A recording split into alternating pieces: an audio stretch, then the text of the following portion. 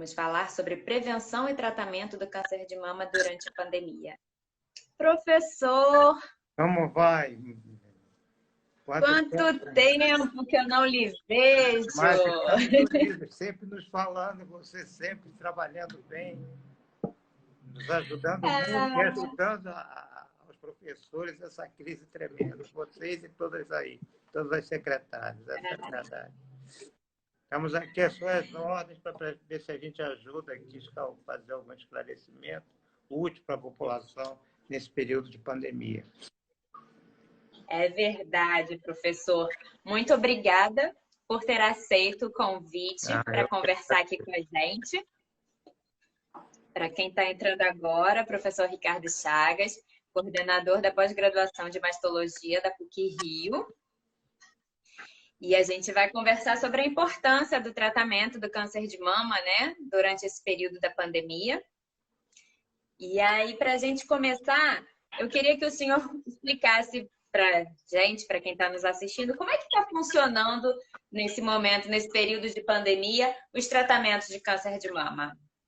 Olha, ligado a isso, eu não poderia deixar de falar, de começar falando, no Brasil inteiro, principalmente aqui no Rio e São Paulo, onde está a sede da sociedade, os mastologistas têm se empenhado a fundo. Nós temos tido cursos quase 2, 3 vezes ao dia, mesa redonda, discussão, final de semana, preparando o pessoal. Isso aí foi muito... A pandemia foi ruim, mas essa união nossa foi maravilhosa, que está ajudando a gente a tirar dúvidas e aprender, que a gente está sempre aprendendo, e ajudar a população. Em relação à pergunta que você fez, como é que está o tratamento, não é? Durante a pandemia, nós tivemos, num primeiro momento, uma queda de procura de pacientes dos serviços de mastologia, dos serviços que podem tratar do câncer de mama. Certo? Teve um impacto no princípio, até no princípio de maio, em 60% dos pacientes do SUS diminuíram a sua ida para tratamento. E, de uma maneira geral, incluindo as pessoas que têm convênio, e particulares, esse impacto foi de 43%. Nós temos observado, se bem que ainda está muito aquém do que se deseja, que vem melhorando. Pode melhorar mais, deve melhorar mais. Entendeu? Nós vemos, por exemplo, em postos de saúde que são polos de mama, que só atendem mama, câncer de mama, exclusivos de câncer de mama, apesar de agendado, muitas pacientes não têm ido. Mas a gente tem notado que cerca de uns 15 dias para cá vem aumentando essa procura e a gente tem que estimular a pessoa a fazer seu tratamento, seu diagnóstico. É verdade, é importante estimular. E aí eu queria que o senhor explicasse para a gente qual é a importância de não parar o tratamento, mesmo nesse período de pandemia. Bom, a gente pode dividir, assim, inicialmente, a pessoa que não já tem diagnóstico de câncer de mama. Se ela já fez uma biópsia ou se já iniciou algum tipo de tratamento, certo? Se ela tem uma biópsia e não iniciou o tratamento geralmente é cirúrgico, com cirurgia ou com quimioterapia, né? Se ela não iniciou o tratamento, ela deve procurar continuar o tratamento para o médico ver qual é o melhor tipo de tratamento, certo? Existe, você deve saber, que você é bem esclarecida, existe até uma lei que diz que a pessoa que depois que é feito o diagnóstico, que é uma biópsia positiva para câncer de mama, os serviços de saúde, os serviços que prestam assistência, têm que iniciar o tratamento de tratamento de cirurgia em 30 dias, e depois mais 30 dias para começar a quimioterapia.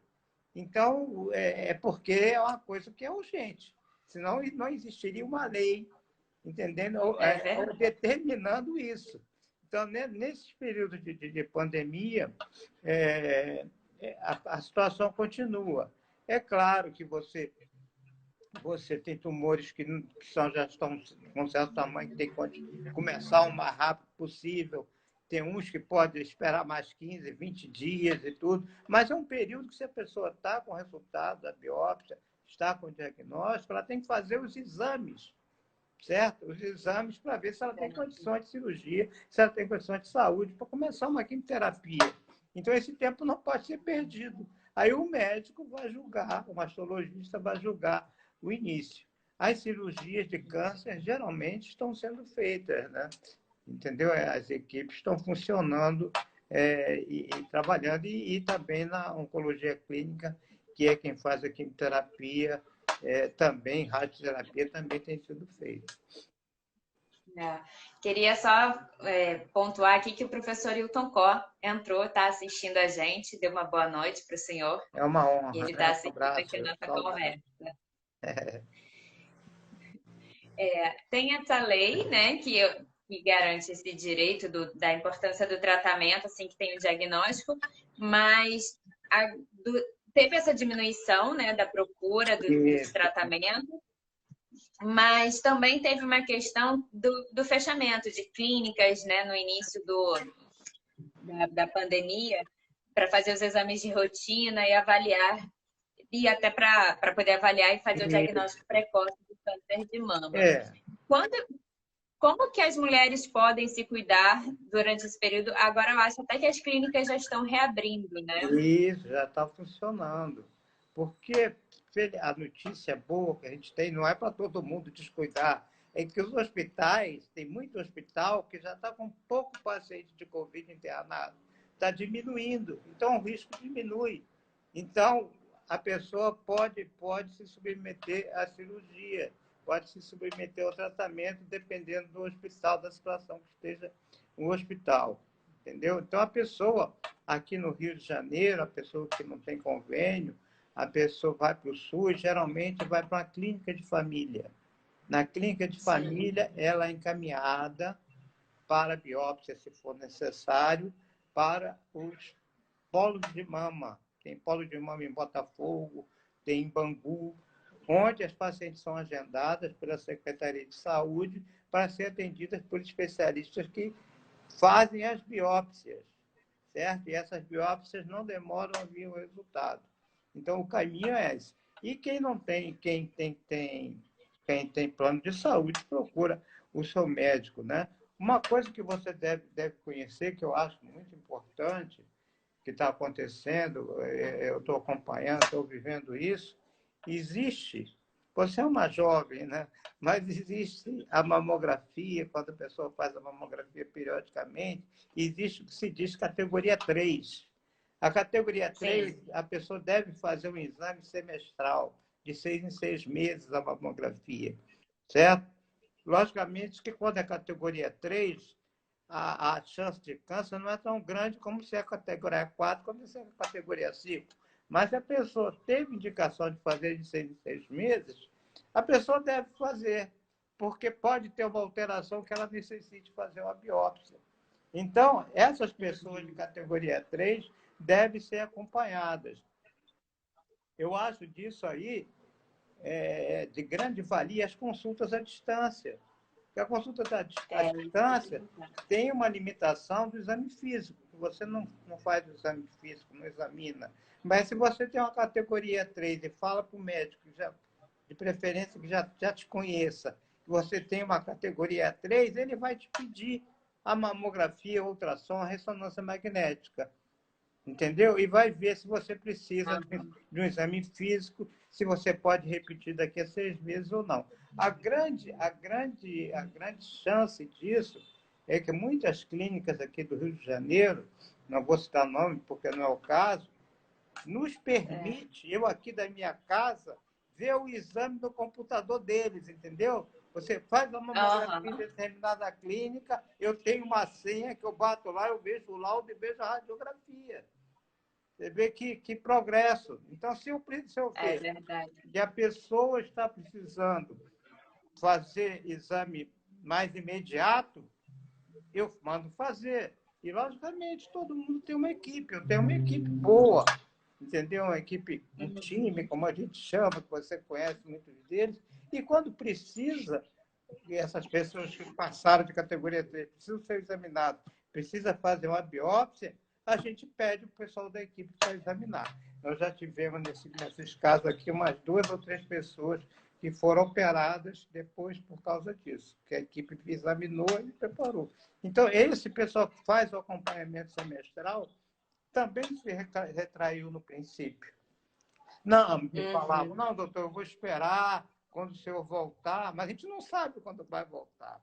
Então, elas estão... Então, é importante não parar. Fazem as mamografias, a gente vê a mamografia e, se precisar, a gente antecipa a consulta e, se der para esperar para mais 6 meses, a gente toca para frente mais 6 meses. Então, esse que é o movimento. Inclusive, falando desse time que o senhor tem, está todo ele aqui em peso assistindo a gente. Doutora Sabrina Chagas, doutora Tereza Cipreste, doutora Kesley, que atende, inclusive, no nosso ambulatório São Lucas. Graças a Deus, a equipe é muito unida, né?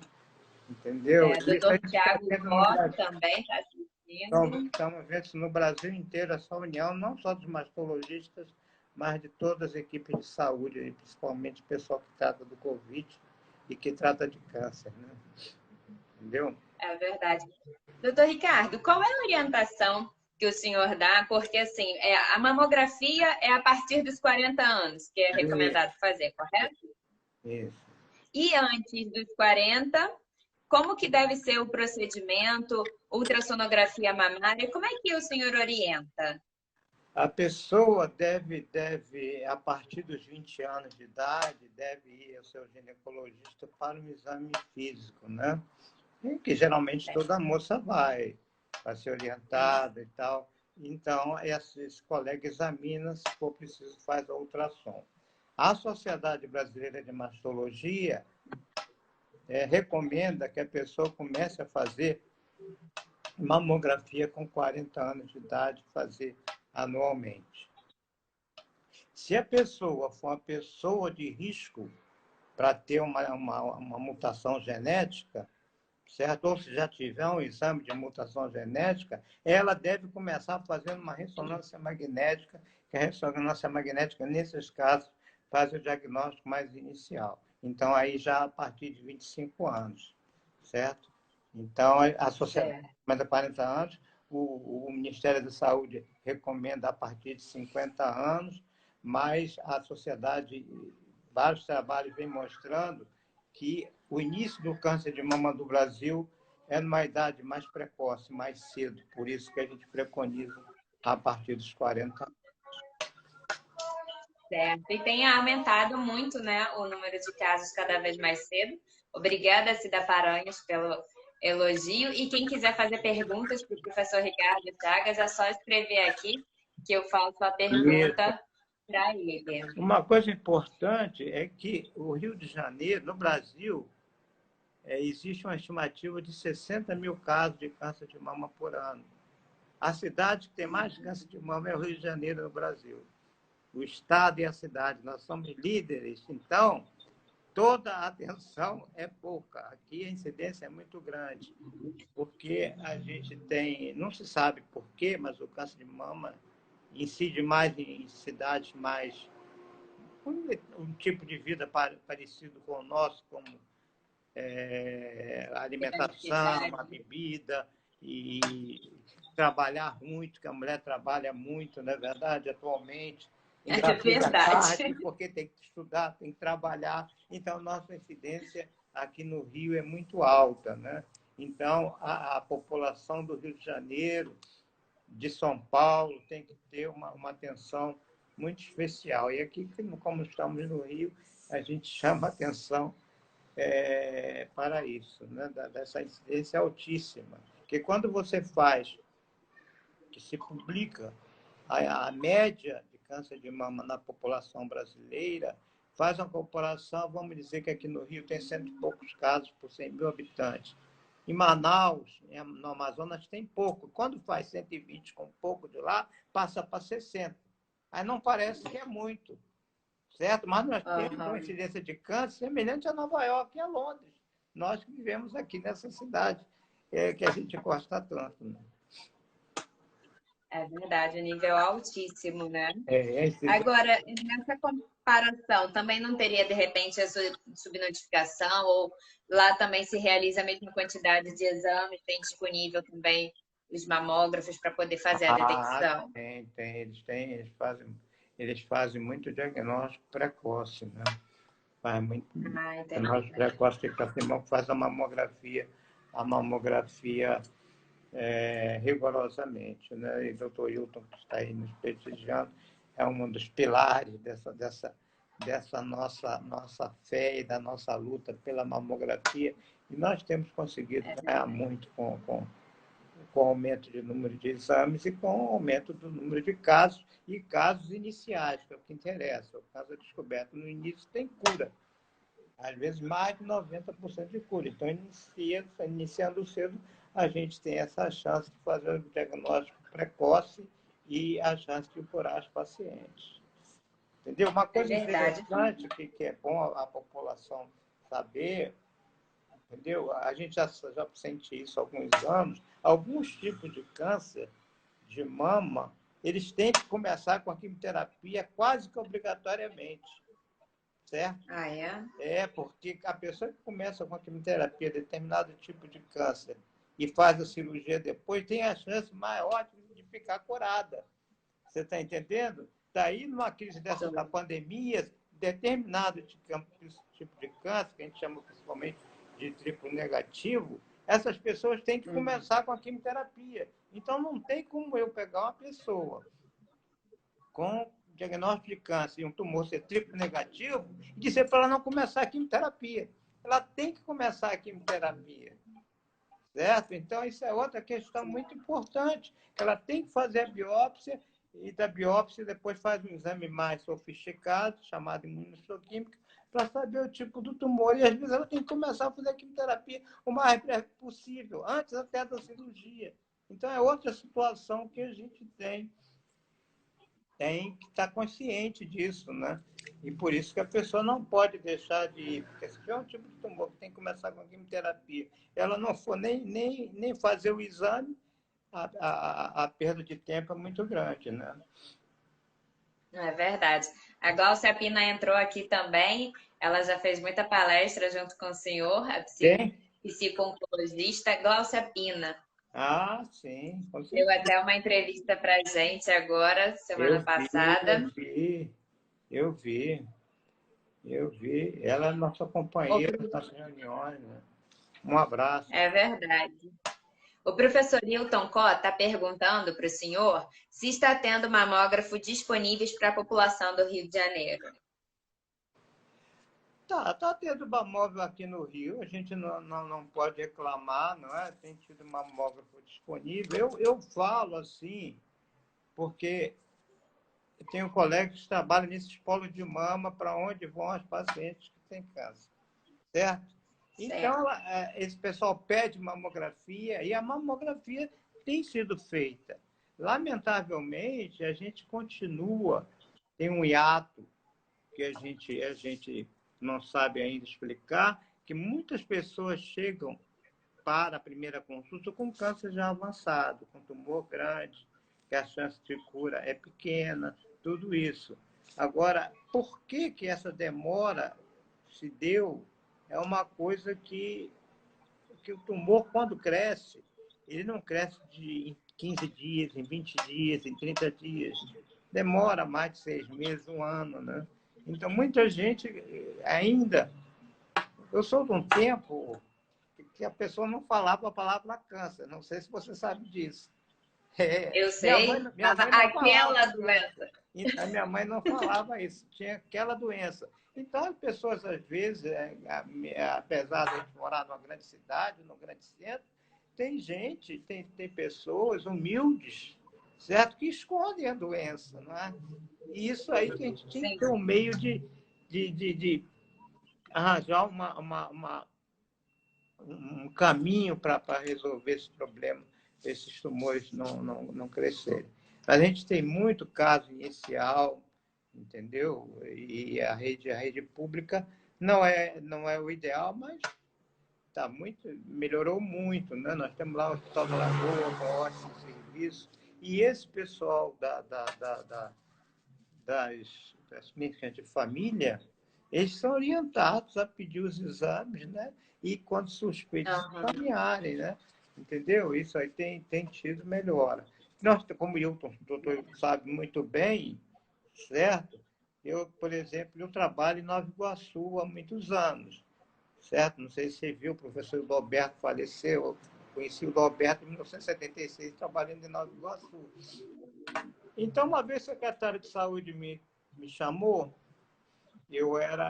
mas trabalhava, como sempre, na mastologia, né?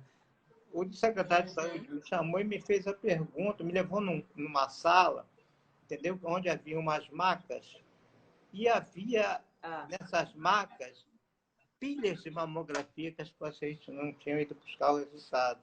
Ele mesmo perguntou por que isso acontecia, certo? Eu disse, meu amigo, não sei por que acontece. Então, isso que tem que a gente, o nosso trabalho é de conscientização, certo? É verdade. As cirurgias... A doutora Kesley até tinha comentado aqui que o problema é que a paciente, depois de fazer o exame, ela ou não consegue marcar a consulta com o profissional, ou às vezes ela pega o exame e nem volta para mostrar. Outras vezes nem vai buscar o exame, né? Faz o exame, mas não volta para buscar. Exatamente, não vai buscar exame, certo? Não vai, entendeu? Isso não é só Nova Iguaçu, não. Em vários pontos aqui da cidade do Rio acontece isso. Mas é verdade, na sempre PUC mesmo a gente já fez várias. a gente não tem que botar a culpa nas pacientes. As pacientes não têm culpa. A nossa obrigação é orientá-las para elas serem bem atendidas e fazerem o que for necessário. O paciente não tem culpa. É Agora, verdade. a gente também não para de falar, né? É verdade. A doutora Tereza Cipreste está até lembrando, né? Que a gente já sofreu muito na PUC, porque a gente faz projeto, a gente faz evento para poder conscientizar as mulheres da importância, né? Da mamografia, do exame, mas nem sempre a gente consegue, né? Ainda não conseguimos atingir um resultado assim tão positivo. O senhor mencionou sobre a questão do BIRADS 3, da importância de fazer o acompanhamento. Aí eu tenho uma pergunta. Uma mulher nova, com menos de 40 anos, ela faz a ultrassonografia mamária pela primeira vez e direto já dá BIRADS 3 na ultrassonografia. Ela deve se preocupar? Não, a chance de ser alguma coisa é de menos de 2%, né? Então, ela, além de ser acompanhada semestralmente, ela tem que consultar com o especialista, que às vezes a pessoa precisa fazer, por exemplo, a mamografia em jovem não é um bom exame, mas pode ser que examinando a pessoa veja que ela tem uma mama que possa fazer uma mamografia. Ou então uma ressonância magnética, ela pode fazer isso, certo? Então tem essa chance, certo? Antigamente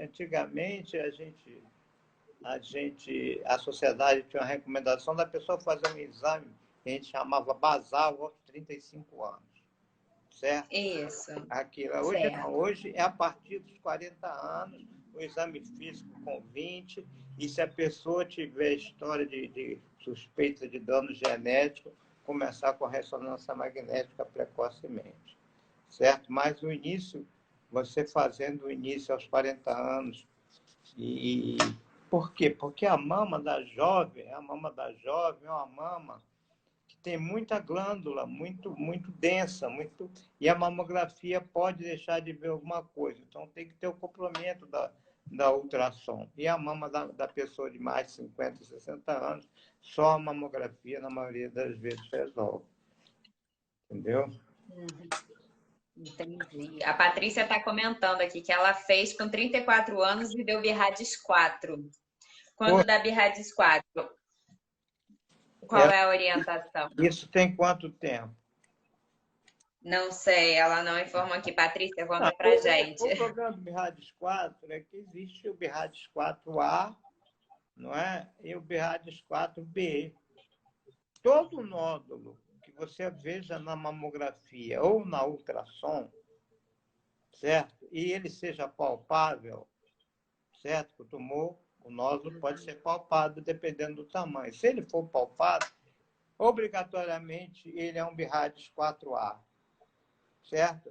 E tem que fazer uma punção biópsia. Mas na maioria das Ela vezes fez o não é. exame há 2 anos. Mas na maioria das vezes não é. Não é nada. Mas isso é uma coisa, o BIRADS é uma orientação mundial, internacional, certo? A gente pensa, mas não precisava, porque ele está vendo que. Não, mas é um cuidado que não deve deixar de ser feito. O 4B e o 4C, isso então aí a suspeita é maior. Mas o 4 tem que ver se é 4A, e porque ele é palpável, apesar de não ser tão suspeito, ele às vezes tem indicação de biópsia porque é palpável. Tá? Não alarmar a pessoa, né? Entendeu? Não, é verdade. A gente quer aproveitar, né, esse veículo aqui, essa oportunidade que a gente está tendo de conversar, para enfatizar para as pessoas a importância, né? Porque se detecta precocemente, as chances de cura são enormes, não é? Enorme, muito grande, enormes. Entendeu? A chance de cura de um tumor com menos de 1 centímetro é de mais de 90%. Uma chance muito grande. Pode dar um azar, mas a chance de cura é muito grande. Geralmente, esses tumores com menos de 1 centímetro, às vezes nem eu, o médico bem treinado, consegue palpar. Só a mamografia ou a ultrassom consegue ver. Por isso a importância do exame complementar. O senhor falou já durante algumas das suas respostas, mas eu queria enfatizar, destacar para o senhor falar de novo, repetir, sobre a importância, como a telemedicina pode ajudar no caso da mastologia, né? Porque mesmo nesse período de pandemia, se a pessoa ainda está com receio de sair, de ir até o médico, ela pode fazer a consulta com um mastologista por teleconsulta, né? Ela consegue ter um bom resultado na consulta. Aqui nós temos a limitação da pessoa, do médico, não examinar a paciente, certo? Mas a pessoa pode se examinar, ver se tem algum nódulo, que palpa algum nódulo. E ela pode fazer a mamografia e a ultrassom, principalmente se ela já está acostumada a fazer, certo? Se ela já está acostumada a fazer, pode fazer nas clínicas. Como é que funciona isso na telemedicina? Você vai, consulta à distância, o colega pede, certo? Esse exame é assinado digitalmente, certo? É assinado digitalmente. A princípio, até teve umas lives que discutiram isso, que era difícil você conseguir assinatura digital. O CRM nos fornece assinatura digital. Você está entendendo? É só eu botar lá, nome fulana de tal, mamografia digital, indicação tal, aí tem lá, mandar para que e-mail tal. Clico ali, sai lá aquele negócio do que aparece no telefone, que é a assinatura digital. A pessoa vai fazer o exame. Certo? Como eu te falei, lógico que não é. A pessoa pega a mamografia e passa, por exemplo, por e-mail, tira escaneia alguma coisa e passa para nós vermos. E, como eu te falei, muitas clínicas no Rio, certo? Permite que nós vejamos, nós temos senha para ver a mamografia, a radiografia de casa. Eu vejo o laudo e vejo a mamografia, aumento, entendeu? Eu tenho uma lente, dou um zoom ali e vejo, entendeu? Então, esse progresso, entendeu? Eu vou te dizer uma coisa que não tem nada a ver, mas é sempre bom, né? É sempre bom. Você sabe que quando em Nova York é de manhã, na China não, por exemplo, na Índia é de noite, e vice-versa, né? Então, certos serviços americanos não param de trabalhar, porque quando eles estão chegando à noite, eles têm que parar de trabalhar, os exames continuam sendo feitos e são mandados à distância para o colega da Índia dar o laudo. E ninguém sabe de nada, e volta o colega lá com o laudo, como é feito aqui, que a gente vê esses exames. Então, é um progresso É um progresso muito grande, certo? Nós, não sei se o doutor Hilton está aí ainda, nós, no princípio, nós éramos assim, um pouco contrário, nós, os mais antigos, conservadores, com a mamografia digital, porque a gente gostava daquela revelação que botava no líquido para a gente ver melhor, que a imagem era mais perfeita, mas não tem mais jeito, você tem tanta facilidade, você amplia, você vê a distância, e isso aí é um ganho. Então, nessa época de pandemia, que a pessoa não pode sair, a pessoa às vezes consulta à distância, vai lá fazer a mamografia, a gente fala, se ela não precisa ir lá fazer a mamografia, pegar o resultado, eles vão me mandar. Então, isso tudo a pessoa tem que saber o que está acontecendo. E a pessoa não sabe, tem todas as facilidades e não aproveita porque não sabe. Não é isso? É verdade. E a gente tem vários radiologistas assistindo a gente. A doutora Letícia Gonçalves, radiologista, também entrou aqui. Boa noite, doutora. Obrigada. Saudades também de lhe encontrar. E a doutora Kesley falou aqui, pediu para o senhor comentar também sobre o câncer de mama em homens. Bom, o câncer de mama em homem, em cada 100 casos de câncer de mama em mulher, acontece um caso de câncer de mama em homem. É uma coisa rara, certo? Geralmente, ele é mais grave porque eles não são descobertos com mamografia. O homem não faz mamografia de rotina, né? Então, é descoberto depois de palpado. E, às vezes, ele também, mais do que a mulher, ele esconde, não quer mostrar, às vezes nem para o próprio esposo, e os tumores são diagnosticados com tamanho maior, e essas pessoas são operadas, não fazem tratamento conservador, como a mulher faz, né? O tratamento conservador é quando não tira a mama, só tira o nódulo, né? O homem não, o homem tem que fazer a mastectomia, a retirada da mama e faz quimioterapia e tudo isso. O grande problema é que nem sempre ele é diagnosticado tão cedo como pode ser descoberto na mulher. No Rio de Janeiro, certo? No Rio de Janeiro, nós temos no Gafreguile, um serviço especializado, uma seção dentro da mastologia de câncer de mama para homem, que é chefiado pelo Dr. Luiz Fernando, do Amaral. E ele conseguiu agora criar um serviço semelhante para câncer de mama em homem no Hospital Pedro Ernesto. Entendeu? Então, legal. Os homens eles têm que se examinar de vez em quando. Os homens são muito... Você sabe que as coisas mudam. Os homens têm muito mais cuidado com o seu corpo, como tinha 30 anos atrás, né? Então, no consultório, a gente tem uma clientela razoável de homens, né? Que se preocupa, que se examina e tal. É lógico que são pessoas assim, já de uma faixa etária de 30 e poucos anos, 20 e poucos anos e tal, mas esses aí eu acho que eles vão continuar, já aprenderam isso, cuidam do corpo todo, né? E, então é muito importante, que o câncer de mama também existe e tem que ser diagnosticado mais cedo e, infelizmente, só com exame físico, né? O que pode fazer demorar o início do tratamento. No caso do câncer de mama em homens, ele é considerado mais agressivo ou não do que nas mulheres? Não, o problema é justamente esse. É que o diagnóstico é mais tardio. O diagnóstico é mais tardio, né? Então, geralmente, o câncer de mama em homem, por exemplo, uma coisa importante, ele geralmente é um tumor que, além da quimioterapia, pode fazer tratamento com medicamento oral, né?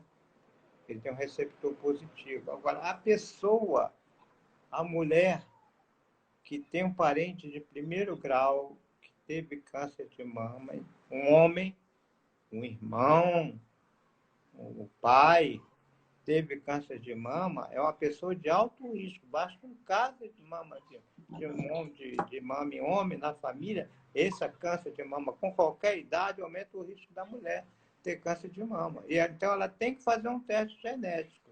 Quando você tem, por exemplo, uma mulher que tem na família Mulheres que tiveram câncer de mama com mais de 50, com mais de 50, 60 anos, o risco não é tão grande. Agora, o câncer de mama em homem aumenta o risco com esse câncer de mama acontecer em qualquer idade do parente. Da mulher. Então, Entendi. essa mulher, as irmãs e filho, vai ter que fazer teste genético para ver se tem mutação genética. Aumenta muito o risco de câncer de mama na família. Entendeu? Entendi. A doutora Letícia está comentando aqui que é muito preconceito, né, entre os homens, e aí eles demoram a procurar mais os seus médicos. E que ela comenta também que às vezes o fato da mama pequena do homem às vezes já faz com que já tenha invadido, né, o músculo de repente, em Sim, pequenas espessuras mamárias. sim, é porque a proximidade é grande, né? É muito próximo da mulher, tem a gordura, tem a glândula em volta, e ele penetra com mais dificuldade. Mas o maior problema é a demora, né, da pessoa. Às vezes você pega um câncer de mama e homem, por que você tem isso aí há 3, 4 anos e não procurou? Ele não, doutor, não sabia, tomei chá disso, passei não sei o que maneira, não sabia que... Nem sabe que tinha câncer de mama em homem, né? Então, não vai procurar, né? É verdade. Nós tivemos ano passado um caso assim, a gente chama assim de emblemático, né? Um senhor de 70 e poucos anos, ele ainda motorista, né? Motorista, ele nos apareceu com um tumor de quase 10 centímetros, certo? Na mama, né? Então, nós Caramba. fizemos a mastectomia e fizemos a reconstrução dessa mama, certo? Tiramos o tecido das costas e botamos ali. E ele, no princípio, ele ia lá para o meu consultório, ficava chateado, assim, porque só tinha mulher ali, no meio dele, ele estava ali, que ele sabe que o homem é machista, né? E estava demorando, reclamava, doutor, está demorando muito essa consulta, essas mulheres falando e tal. Mas depois que nós operamos ele, que ele viu como é que ficou, ele ficou tão satisfeito, tão agradecido e voltou a trabalhar, quer dizer, é uma coisa, a medicina tem a coisa gratificante. Outra coisa que acontece, quase mais ou menos a mesma coisa, é com a paciente grávida. A paciente grávida, não é que o tumor dela cresça mais rápido, é que o diagnóstico, às vezes, mais tardiamente, porque ela não consegue palpar que a mama está aumentada, está inchada, está túrgida e tal, e não pode fazer mamografia. Isso, às vezes, atrasa o diagnóstico e, às vezes, quando faz o diagnóstico, a chance de cura diminui. Entendeu?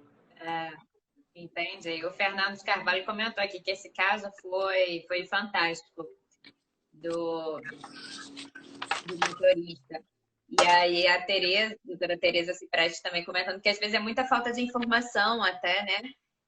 E deixa eu ver mais, que a gente está tendo vários comentários. Todo mundo interagindo com a gente aqui, professor. Tá bom, é ótimo. Que é por causa da falta de informação, que muitos homens nem sabem que eles podem ter câncer de mama, né? E o doutor Fernando comenta que ele acha que toda mulher a partir de 25 anos deveria ter um mastologista para chamar de seu. O senhor também recomenda que, porque no geral as mulheres têm um ginecologista e vai para o mastologista quando o ginecologista orienta. O senhor acha que a partir de quantos anos a mulher deveria também se consultar com o mastologista? Olha, isso é muito, muito relativo, né? Porque tem ginecologista, eu sou ginecologista de origem, né? Eu fiz minha formação como ginecologista, né? Depois eu me tornei mastologista. Tem muitos ginecologistas que palpa muito bem, que opera tão bem quanto eu a mama e trata tão bem. E tem outros que não, certo? O difícil é ela saber essa correlação. Agora, é obrigação do mastologista examinar as pacientes, né?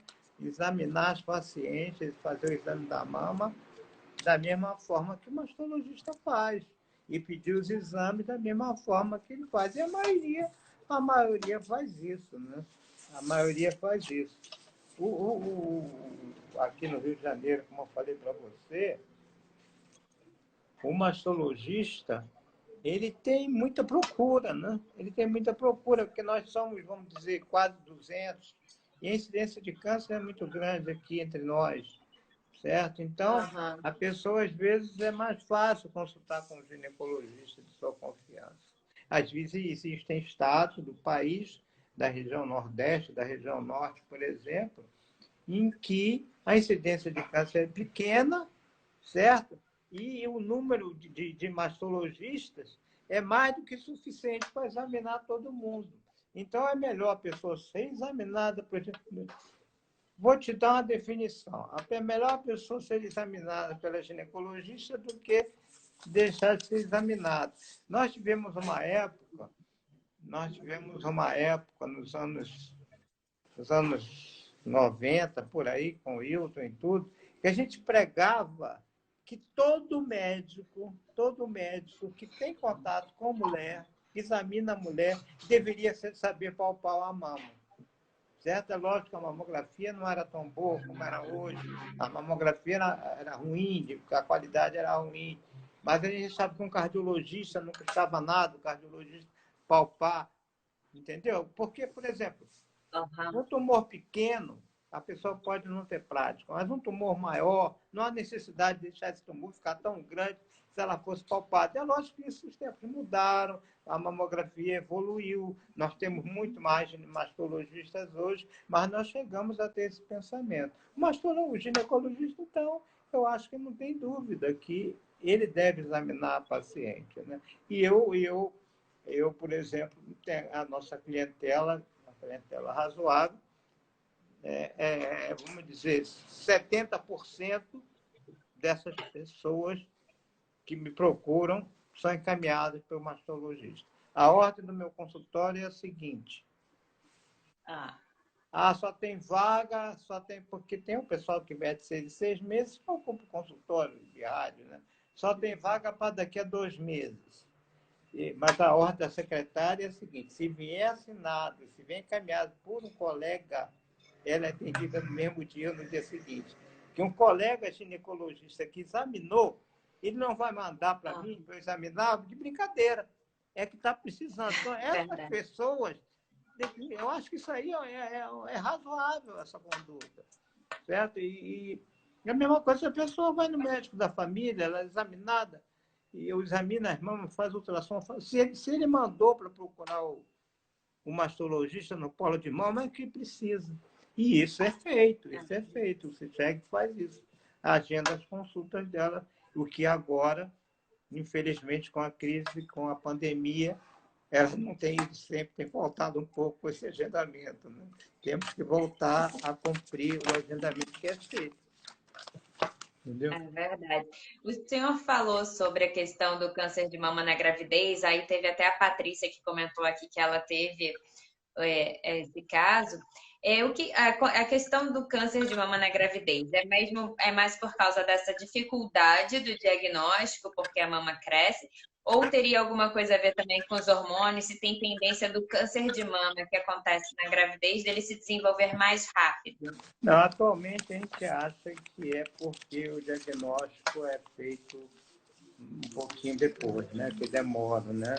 Porque da mesma quase igual, não igual o homem, por exemplo, uma menina de 20 e poucos anos, 26, 27 anos, às vezes custa mais a procurar, né?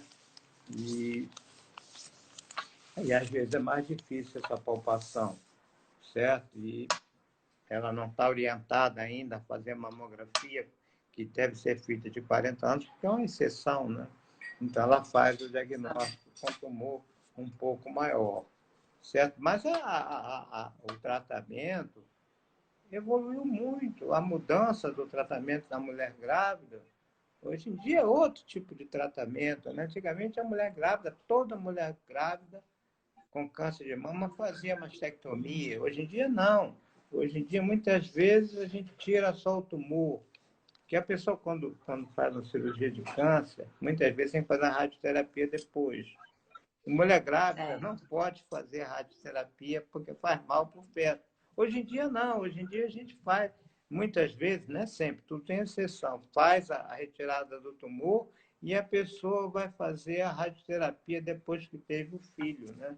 Dependendo do início. Então, são progressos, entendeu? Que é bom também avisar, porque as coisas mudam. Antigamente, não. Era uma rotina a retirada da mão. Hoje, não.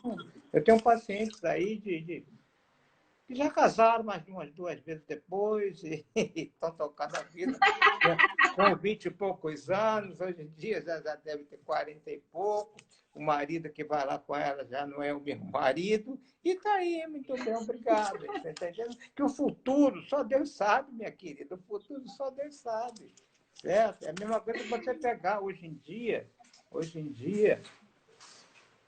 antigamente, a pessoa que tinha 70 e poucos anos, 80 anos, a pessoa não tinha indicação de cirurgia. Muitas vezes diziam que não podia operada. Hoje a gente opera gente de 90, certo? A gente opera de 90, certo? A gente opera de 90. Eu operei outro dia, ano passado, uma pessoa de 80 e poucos anos. O marido ia lá todo preocupado, porque ela ia operar, pererê. Ela está aí, ele já morreu de coração, entendeu? Então, a gente não sabe o futuro. Uma pessoa de 80 anos não é a mesma pessoa de 80 anos de 20 anos atrás. Mesma coisa o tratamento. É O tratamento muda, né? Muda e ajuda muito. E nós estamos, isso, a missão nossa é dizer que o câncer de mama, se diagnosticado no início, a gente não evita que o câncer apareça, né? Ele, mesmo pequeno, ele pode aparecer, mas ele tem cura e a pessoa pode ficar boa. Essa é a grande mensagem que a gente já tem há de algum tempo. É verdade. E é importante, quanto mais a gente puder frisar, né? Essa Não, informação a gente vai fazer. acabar. Aqui na PUC a gente sempre trabalha essa questão, né, professor? Tem o Outubro Rosa e diversas ações que a gente vai tentando Vamos levar ver se essas. vamos fazer Outubro Rosa à distância esse ano, né? Se vamos sair. Ai, tomara que isso acabe logo. Como é que vai ser isso? Ele pensando nisso, se vai ser à distância esse Outubro Rosa. Porque ano passado eu estava Se tiver que ser à distância, a gente vai fazer um evento muito maior do que todos os outros que a gente já fez. Isso aí. Bom, Nosso tempo já está quase acabando, professor. Eu queria agradecer muito deixa eu ter a sua uma pergunta, disponibilidade. né? Se não tiver mais nenhuma pergunta, eu que agradeço para vocês, né? Eu acho que a missão da PUC é essa, né? A missão da PUC é essa, da medicina da PUC, né? Do Departamento de Medicina da PUC, o doutor Hilton é um dos pioneiros, né? Na prevenção do câncer, principalmente do câncer de mama, e não poderia ser de outra maneira. A gente está atuando e sempre está à disposição para ajudar a população e ajudar os médicos, porque é impressionante, você não faz ideia do número de aulas que acontecem no Brasil, e essas aulas são vistas no Brasil inteiro, né? Entendeu? Sábado passado teve aula o dia inteiro, esse sábado tem aula o dia inteiro, então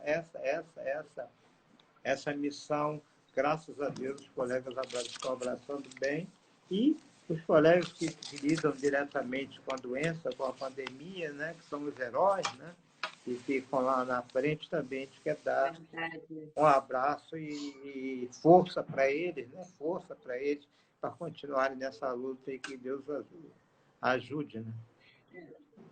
É verdade, até mencionaram aqui no início da nossa conversa que o senhor vai dar, que a sua próxima aula é em algum congresso. Não, eu tenho uma aula que é um congresso para estudante, né? É uma liga, né? Uhum. Hoje em dia tem as ligas, né, na faculdade, é para a Liga de Sim. Mastologia. Eu vou dar aula para a Liga de Mastologia lá da Unig, de Nova Iguaçu, mas que também vai pegar o Brasil inteiro. Essa nossa próxima aula é essa, né? E a nossa E próxima... algumas aulas.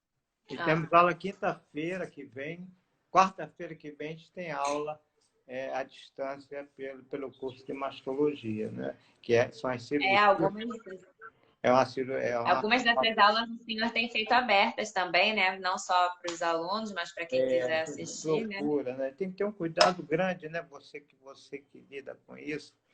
Por exemplo, a gente não pode aparecer, você foi uma das pessoas que me alertou desde o início, né? Não pode ter um no frontal, né? Certo? Então, quando a gente faz cirurgia, dá aula de cirurgia, inevitavelmente né, a gente tende a aparecer a mama da pessoa, né? E outro dia até nós estávamos com uma aula muito boa aí que foi interrompida no YouTube por causa disso. Ah, é, no Uma YouTube não aula, pode. colega dando aula da Califórnia. Tá todo mundo Puxa, babando, vai YouTube.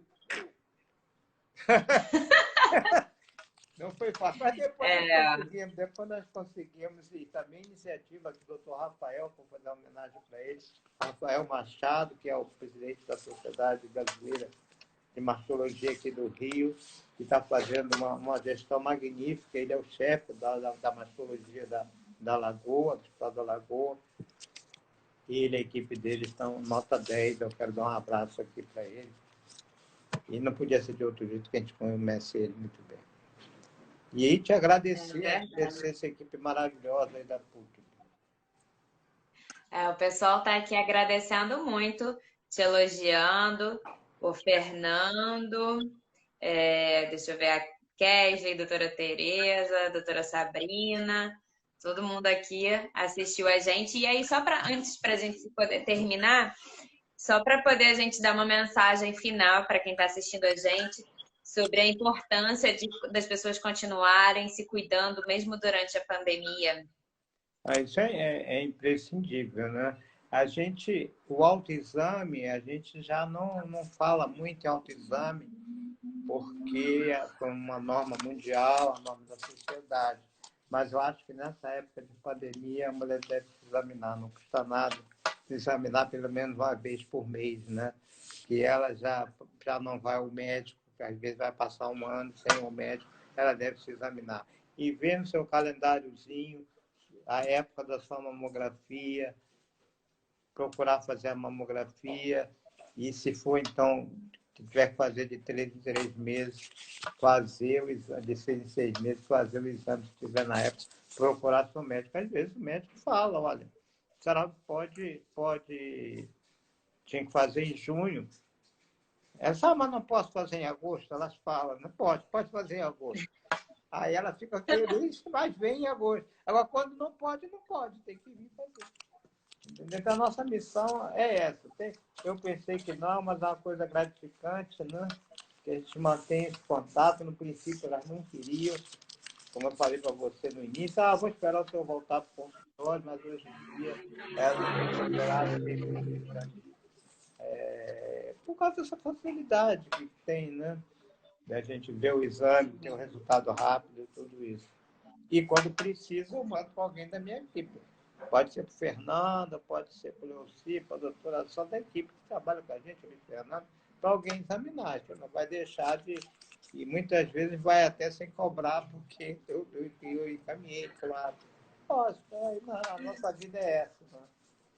E posso A pegar a gente tem série que também, uma usar, dessa para vocês vai examinar alguém também.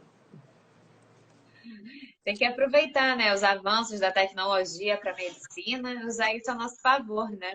Isso. Então, querida, Tá certo. boa Professor, noite. muito Fica obrigada. bem, tá? Uma Muito obrigado por tudo. Tá bom? Uma boa noite. Continuaremos divulgando suas aulas e que se eu precisar, estamos à Semana que vem disposição. vou te mandar coisa para você fazer a beleza do anúncio que você faz, tá bom? Grande abraço. Tá ótimo. Obrigada, professora. Uma boa Boa noite. noite. Tchau. Tchau. Pronto. E para quem está assistindo a gente, essa sexta-feira vai ter um webinar sobre idosos e o distanciamento social, o que pode ser aprendido desse período de quarentena, com a equipe do corpo docente da pós-graduação em gestão geriátrica e gerontológica, coordenado pela Angélica Sanches. E aí, quem quiser participar, pode fazer a inscrição pelo nosso site, lá no med.puc-rio.br, tem todas as informações, e aqui no nosso Instagram também tem todas as informações. Estamos preparando diversas atividades online para que a gente não perca o contato e possa continuar levando informação e para todo mundo. Muito obrigada a todos que assistiram a gente e uma boa noite.